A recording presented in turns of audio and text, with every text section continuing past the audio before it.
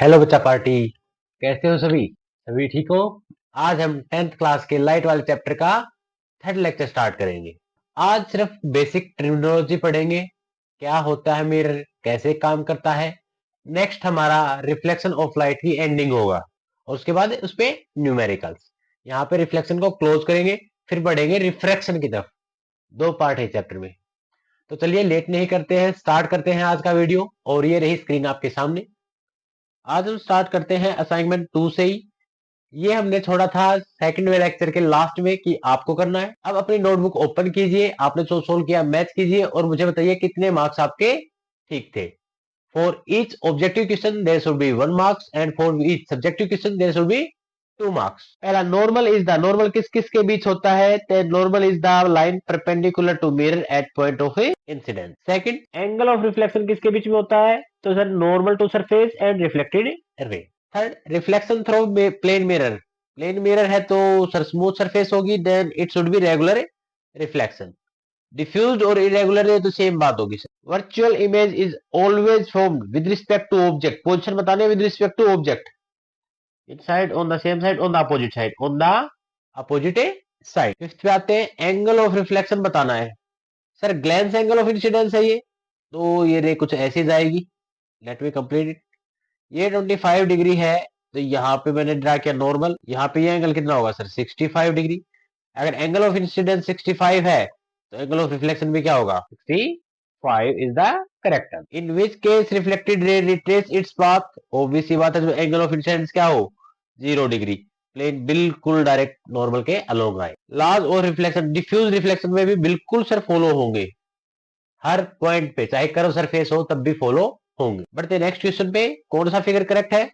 Sir पहले में ये तो गलत हो गया भाई, नॉर्मल है वो बीच में आना चाहिए था इंसिडेंट और रिफ्लेक्टेड के। सेकंड, सेकंड बिल्कुल ठीक है। थर्ड में दोनों एंगल इक्वल नहीं है। फोर्थ में अगर इंसिडेंट रे परपेंडिकुलर आई है, सरफेस के नॉर्मल के अलोंग आई है, तो रिफ्लेक्टेड रे भी इधर ही जानी चाहिए थी। ये भी गलत हो गया, ये भी गलत हो गया। B option is the right option. Find the glance angle of reflection. Okay sir, angle of incidence दे दिया। कितना है एंगल ऑफ इंसिडेंस? 72 डिग्री। तो एंगल ऑफ रिफ्लेक्शन भी कितना होगा? 72। तो ग्लैंस एंगल निकाला तो 90 माइनस 72।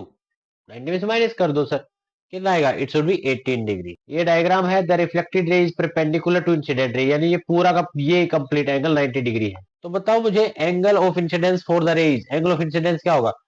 सर जितना एंगल ऑफ इंसिडेंस होगा उतना एंगल ऑफ रिफ्लेक्शन होगा, यानी ये दोनों एंगल इक्वल इक्वल होंगे। तो 90 के दो इक्वल पार्ट्स कीजिए। ये भी 45 डिग्री और ये भी 45 degree. 45 degree is the right answer. Give difference between real image and virtual image. Real image जो रियल में एग्जैक्ट रे के कट करने से, मिरर के फ्रंट में कट करने से मिलती है हमें, और वर्चुअल रे में कहीं एक पॉइंट पे जाके मिलती होगी, एक पॉइंट से आती हुई दिखाई देगी।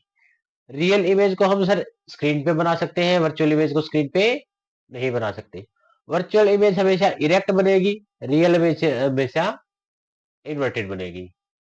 जैसे सिनेमा हॉल में रियल इमेज बनाते हैं, वर्चुअल इमेज आपके प्लेन मिरर में बनती है जिसमें आप कंघी करते हो देख के। फिर लॉज ऑफ रिफ्लेक्शन, अरे वो तो पहले बता चुका sir. Angle of incidence is equal to angle of reflection, and second law क्या था? The incident ray, the normal and the reflected ray at the point of incidence lie in same plane. Define the terms. Mirror. It is a highly polished surface, reflecting surface, which reflect most of the light falling on it. Incident ray, the light that strike to the mirror. Reflected ray, the light which bounce back in same medium after striking the surface. Point of incidence, it is the point where incident light strike to the surface. Glance angle of incidence क्या था sir? Glance angle ये देखो, यहाँ पे ऐसे कुछ था ना, लाइट आई टकरा के वापस चली गई, तो ये एंगल है glance angle of incidence. It is the angle between the surface of mirror and incident ray. Define optical image. The image formed by the light rays is known as optical image.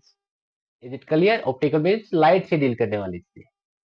तो ये था assignment. मुझे comment में कीजिए आपके marks कितने आए हैं। और आज का लेक्चर स्टार्ट करते हैं कुछ डीप से। आज पढ़ेंगे sir what is mirror. Highly polished surface used to reflect light. ऐसी हाईली पॉलिश्ड सरफेस जो मोस्टली लाइट को क्या कर दे, अपने ऊपर रिफ्लेक्शन कर दे। हम मोस्टली दो टाइप के मिरर पढ़ेंगे सर, एक प्लेन मिरर, एक स्फेरिकल मिरर। पहले मैं बात कर लेता हूँ प्लेन मिरर क्या होता है सर।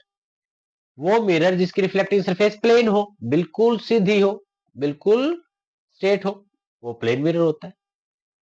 प्लेन मिरर के द्वारा जो इमेज बनती है वो हमेशा वर्चुअल बनेगी बेटा, यानी मिरर के पीछे अपोजिट टू द ऑब्जेक्ट, और इरेक्ट बनेगी, सीधी बनेगी। इमेज की डिस्टेंस मिरर से इक्वल होगी सर जितनी दूरी पे आपका ऑब्जेक्ट है, और इमेज हमेशा लेटरली इन्वर्टेड होगी, यानी ऑब्जेक्ट का राइट इमेज में लेफ्ट में होगा और इमेज का राइट ऑब्जेक्ट के लेफ्ट में, उल्टा लेफ्ट राइट। क्या होता है लेटरल इन्वर्जन? देखिए सिमेट्रिक में तो पता लगता नहीं है मुझे, सिमेट्रिक में तो देखो यहाँ पे अगर मैं यू करूँ, ये मिरर है सर, इधर मैंने सर्कल लिया है, इसकी इमेज इधर भी क्या होगी सर, सर्कल ही बनेगी, सिमेट्रिक ऑब्जेक्ट था।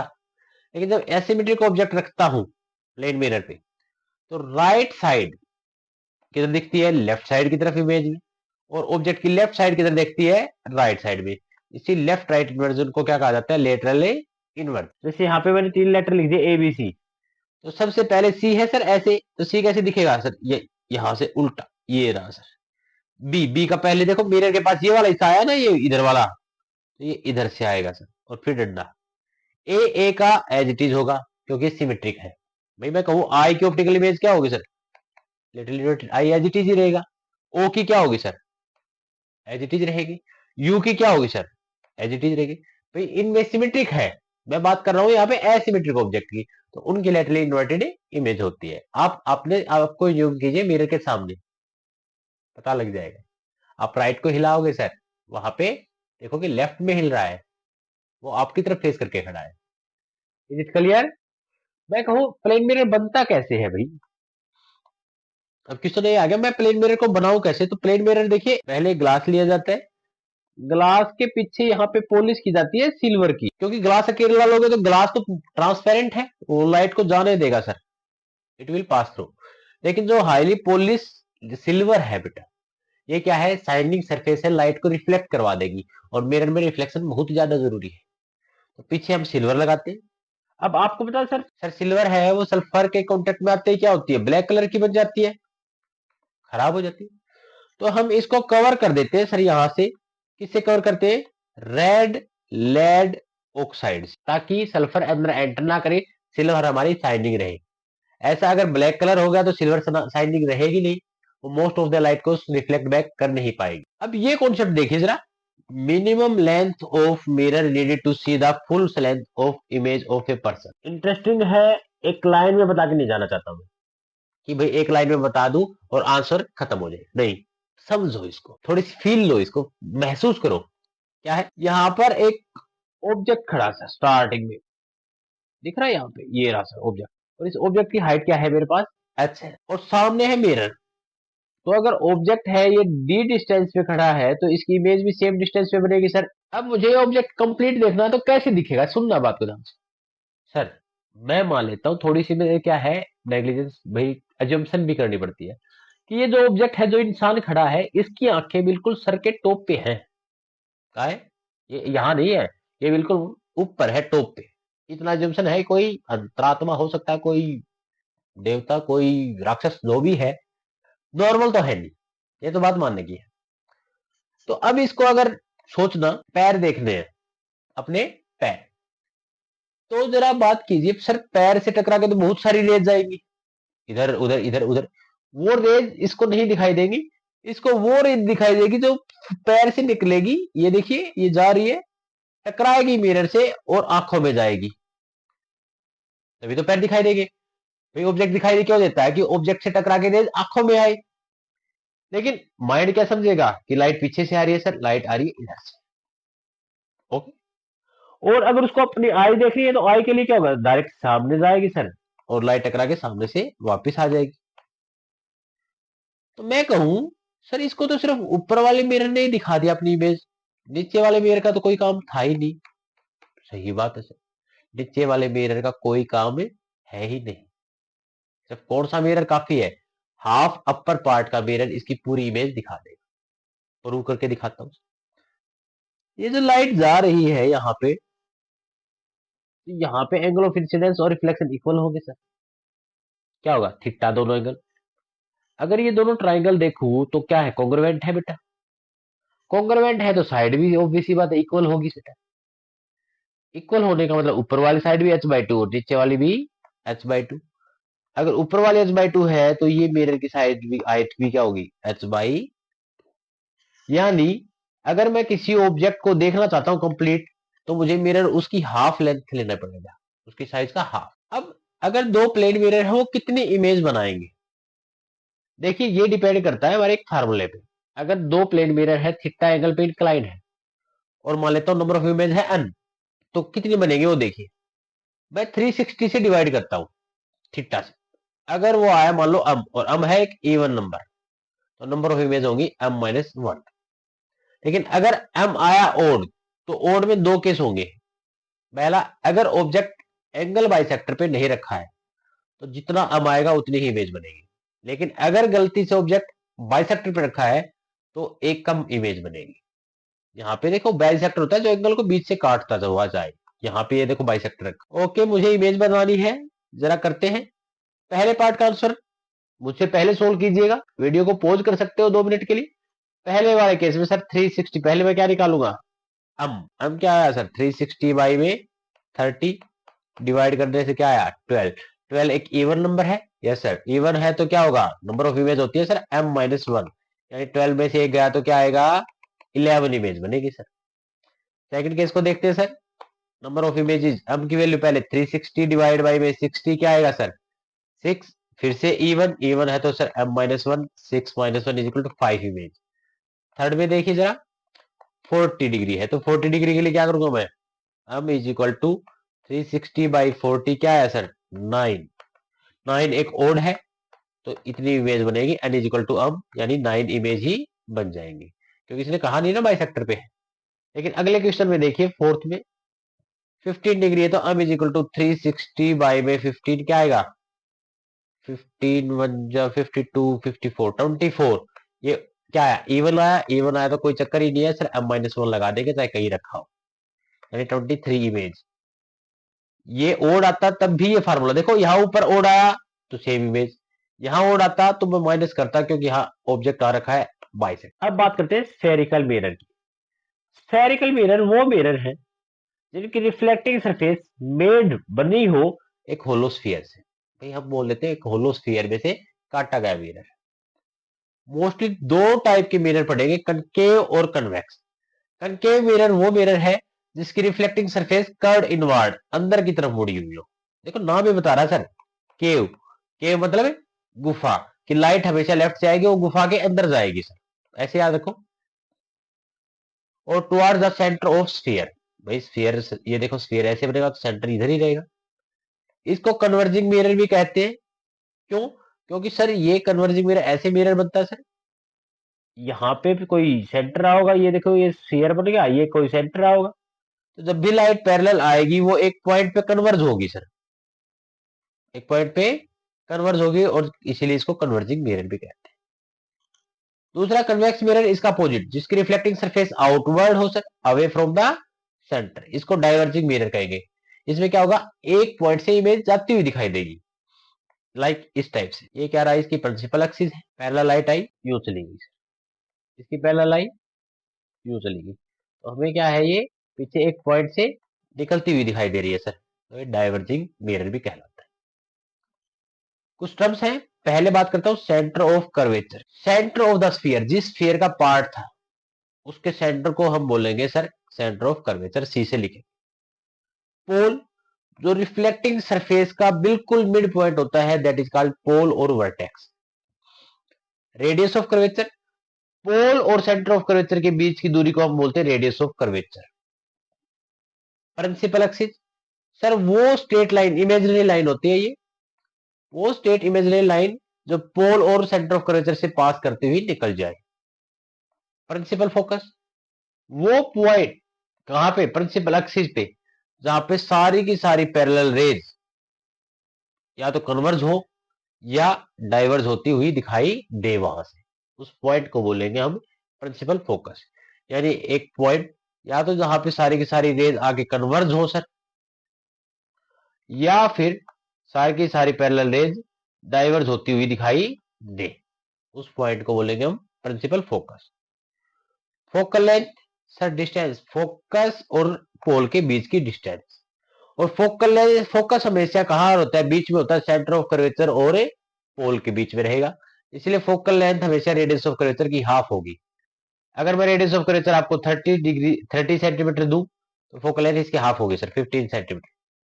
अगर फोकल लेंथ मैंने दे दी 20 सेंटीमीटर तो रेडियस ऑफ कर्वेचर इसका डबल, 40 सेंटीमीटर। फोकल प्लेन ऐसा प्लेन जो फोकस से पास हो लेकिन प्रिंसिपल एक्सिस के परपेंडिकुलर हो। अभी डायग्राम में दिखाता हूं। Aperture sir, maximum diameter of reflecting surface. ये जो रिफ्लेक्टिंग सरफेस होती है ऐसे वाली, डायमीटर का मतलब सबसे बड़ी लाइन, स्ट्रेट लाइन उसको बोलते हैं, ये होता है इसका एपरेचर। अब जितना ज्यादा एपरेचर होगा उतनी ही लेंस की साइज बड़ी होगी, मिरर की साइज बड़ी होगी, more will be the size of mirror. और अगर साइज मिरर की ज्यादा है तो ज्यादा लाइट को कलेक्ट करेगा और इसके कारण इमेज भी क्या बनेगी, ब्राइट बनेगी। ये डायग्राम रहा, देखो पहले वाला कौन सा है सर, कनकेव मिरर है, दूसरा क्या है, convex mirror. Concave mirror curved inward, अंदर की तरफ है। अगर पूरा एक्सटेंड करूं तो ये क्या बन गया, एक होलोस्फीयर बन गया। Yes sir. ये क्या, आउटवर्ड है सर, ठीक है। रिफ्लेक्टिंग सरफेस लेफ्ट वाली होती है हमेशा, राइट वाली रिफ्लेक्टिंग सरफेस नहीं है, नोटेशन है हमारी। तो इस स्फीयर का जो सेंटर है C, that is known as centre of curvature. दोनों में दिख रहा है आपको। जो रिफ्लेक्टिंग सरफेस का सेंटर पॉइंट है P, that is called pole और वर्टेक्स। जो यहाँ अप दिख रहा है आपको दोनों में, that is known as principal focus और फोकस। यानी अगर इस मिरर में बात करूं तो लाइट पैरेलल आएगी सर, बिल्कुल आएंगी। आने के बाद वो फोकस से पास होगी, ये देखिए कहां से जाएंगी, वो फोकस से पास होगी। इसमें क्या होगी, लाइट आएगी सर पैरेलल, बिल्कुल आएगी, वो डाइवर्ज हो जाएगी सर, वापस चली जाएगी, लेकिन वो फोकस से जाती हुई दिखाई देगी हमें। डाइवर्ज भी कहां से होगी ये भी डिपेंड करेगा, तो पीछे एक्सटेंड करके देखिए फोकस से। तो फोकस प्रिंसिपल एक्सिस पे उस पॉइंट को बोलते हैं जहां पे रेज या तो कन्वर्ज हो या अपीयर्स टू डाइवर्ज हो। ओके सर, मैं रब कर देता हूं ये line. Sir centre of curvature और पोल के बीच की दूरी क्या कहलाएगी, रेडियस ऑफ कर्वेचर। और फोकस और पोल के बीच की दूरी क्या कहलाएगी, फोकल लेंथ। और फोकस बीच में रहता है, जितनी डिस्टेंस ये उतनी डिस्टेंस आगे है। और जो मैक्सिमम डायमीटर दिख रहा है ए बी दोनों में ही, इसको हम बोलेंगे एपरेचर। जितना ज्यादा बड़ा एपरेचर उतना ही ज्यादा लाइट, उतनी ही ज्यादा मिरर की साइज, उतनी ज्यादा लाइट आएगी। आज की वीडियो में इतना ही करेंगे। इमेज फॉर्मेशन नेक्स्ट वीडियो में बात करेंगे, यूजेज नेक्स्ट वीडियो में बात करेंगे। ज्यादा वीडियो को बड़ी नहीं करेंगे ताकि जल्दी देख पाओ, बोर ना हो, आपकी कंसंट्रेशन ना टूटे। तो चलते हैं जल्दी जल्दी आज के असाइनमेंट नंबर 3 पे। असाइनमेंट नंबर 3 क्या है, और मैंने असाइनमेंट की स्पेलिंग ठीक कर ली है, तो बाद में क्लास में मुझे नहीं बोलना ये बात, पहले दो असाइनमेंट की स्पेलिंग गलत थी ना। Okay, which of the following statement is wrong, plane mirror के लिए कौन सी स्टेटमेंट गलत है आपको बतानी। दूसरा, प्लेन मिरर के अगर मैं थीटा एंगल से रोटेट करता हूं तो रिफ्लेक्टेड रे कितने एंगल से रोटेट होगी। तीसरा, the point of principal axis जहां पे rays parallel to principal axis converge होती है या अपीयर्स टू डाइवर्ज, ये तो डेफिनेशन ही करवाई है एक की। प्लेन मिरर की फोकल लेंथ क्या होगी sir, minimum length of mirror needed to see the full size of, अभी अभी करवाया था। एक लाइट बल्ब को दो प्लेन मिरर के बीच में रखा है, दोनों के बीच का एंगल ये रहा सर, नंबर ऑफ इमेजेस बतानी है, करवाया है अभी। सब्जेक्टिव क्वेश्चन में क्या है, if you take wish to take a picture of your image while standing 5 metre front of the plane mirror, for what distance you should, भाई आप 5 मीटर दूर खड़े हो तो इमेज कितनी दूर बनेगी वो आपको बतानी है। कौन सा इजियर होता है, रफ पेज पे पढ़ना या साइनी पेज से पढ़ना, ये भी आपको बताना है। Explain why the reflection of light from a ground glass change from diffuse to regular if you spill water on it। ये बोल रहा है सर, ग्राउंड पे अगर पानी गिरा दिया तो डिफ्यूज रिफ्लेक्शन से ज्यादा रेगुलर रिफ्लेक्शन हो जाएगा, ऐसा क्यों होगा। अगला, what evidence can prove that frequency of light does not change upon reflection, क्या एविडेंस बताएंगे कि रिफ्लेक्शन के बाद भी लाइट की फ्रीक्वेंसी चेंज नहीं होती है। और लास्ट है सर, लेटरल इन्वर्जन क्या होता है। तो 5 क्वेश्चन ये रहे सर 10 मार्क्स के, और 6 क्वेश्चन ये रहे 6 मार्क्स के। असाइनमेंट नंबर 3 है वो 16 मार्क्स का है। मार्क्स आपको देखेंगे नेक्स्ट वीडियो में, इसके आंसर डालेंगे। आज की वीडियो में इतना ही, अब मिलते हैं नेक्स्ट वीडियो में। वीडियो अच्छी लगी हो तो शेयर जरूर करें और असाइनमेंट को नोटबुक में जरूर जरूर नोट डाउन करें। धीरे धीरे लेवल बढ़ेगा, अभी एक पार्ट और बचता है, उसके बाद डायरेक्ट न्यूमेरिकल्स आएंगे और रिफ्लेक्शन ऑफ लाइट खत्म हो जाएगा हमारे 2 लेक्चर में। आज थर्ड लेक्चर है, 5 lecture total reflection of light के लगेंगे। तो तब तक के लिए टेक केयर, अपना ख्याल रखिए, अपनी मम्मी पापा का ख्याल रखिए और पढ़ते रहिए।